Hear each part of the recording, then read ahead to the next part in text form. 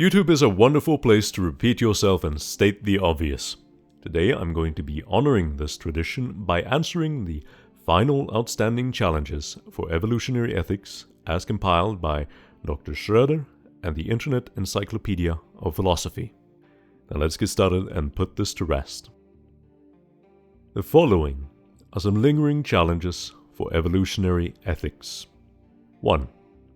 How can a trait that was developed under the pressure of natural selection explain moral actions that go far beyond reciprocal altruism or enlightened self-interest?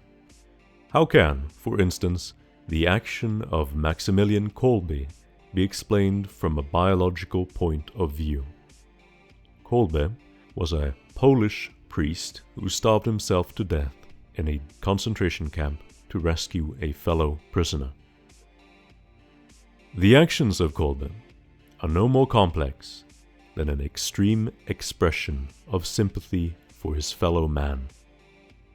This question in no way challenges evolutionary ethics. It is conspicuous in its simplicity. It is a question that can't even pass the smell test. It stinks of rotting fish, red herring specifically. No person with a comprehensive understanding of evolution would ever imply that enlightened self-interest in any way drives natural selection. Not in humans, not in any other species. 2. Could not human beings have moved beyond their biological roots and transcended their evolutionary origins? In which case they would be able to formulate goals in the pursuit of goodness, beauty, and truth that have nothing to do directly with survival, and which may at times militate against survival. No. As a human, you are nothing more than a set of genes being expressed in an environment. This is the framework we are bounded by, now and forever. To even entertain the idea that man might be able to exist outside the constraints set by gene selection, in any conversation not related to the revolutionary phenotype, is nothing more than fanciful daydreaming. There is, of course, also an argument to be made that the revolutionary phenotype, as proposed by notorious potato aficionado and also neuroscientist Jean-François Gariepi, is itself nothing more than fanciful daydreaming by the thoroughly vaccinated. I feel also that I must point out that not all which is selected for is related directly to individual survival. Exceedingly little is. Cost is the signal. 3. Morality is universal, whereas biologically useful altruism is particular in favoring the family or the group over others. Do not kill does not only refer to one's own son, but also the son of strangers. How can evolutionary ethics cope with universality?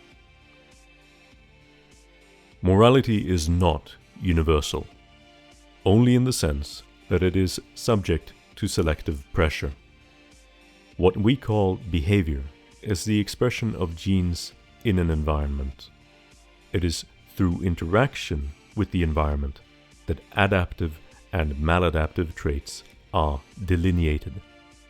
Moral universalism is an absurdist claim and should be dismissed as such. 4. Normative ethics aims to be action guiding.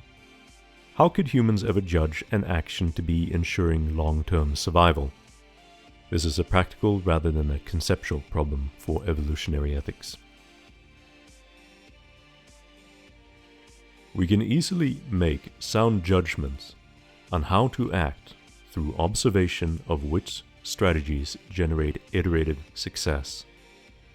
I've already published a video on this. The long and short of it is, the highest moral good is to get married and have children.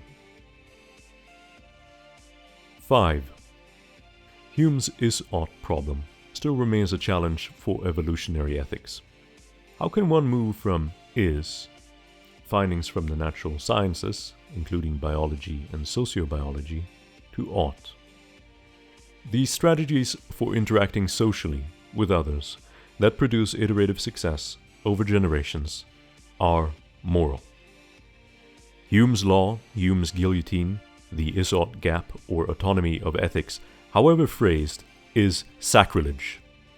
A speculative position no different from that of intelligent design that is untenable and cannot be held by anyone who does not profess opposition to or is blindly ignorant of the realities of natural selection. The gap is bridged. Hume's is-ought problem is dead. You may leave your flowers on its grave. 6. Similarly, despite the length of time that has passed since the publication of Principia Ethica, the challenge of the naturalistic fallacy remains. False. What George E. Moore argued was that good cannot be accounted for through consideration of natural properties. Moore's attempt at defining good as a simple property, one which cannot be described using more basic properties, is really nothing more than an incredibly obtuse repackaging of Hume's law, that a prescriptive cannot be derived from a descriptive, which I've already shown to be false. That which is good, that which is selected for, is dependent upon the environment in which it is expressed. It is impossible to offer a comprehensive description of what is good without also properly taking into account its environment. I made this video in response to a specific article written by Doris Schröder, but I want to make clear that I'm not picking on her specifically or the Internet Encyclopedia of Philosophy. Tenured scholars at Stanford, Oxford, Cambridge, Harvard, and many otherwise respectable institutions repeat the same garbage arguments. I've had to pinch myself many times over the past few months. Surely, I'm not the only one who can see plainly the relationship between evolution and ethics. No, I'm not. And for that, I'm truly grateful. What I have come to understand, though, is that what I have to offer truly is unique. Where others, zoologists mostly, have been too afraid to state plainly the conclusions to their logic, my tongue is not stayed by cowardice. Morality is selected for. With that, the picture is complete.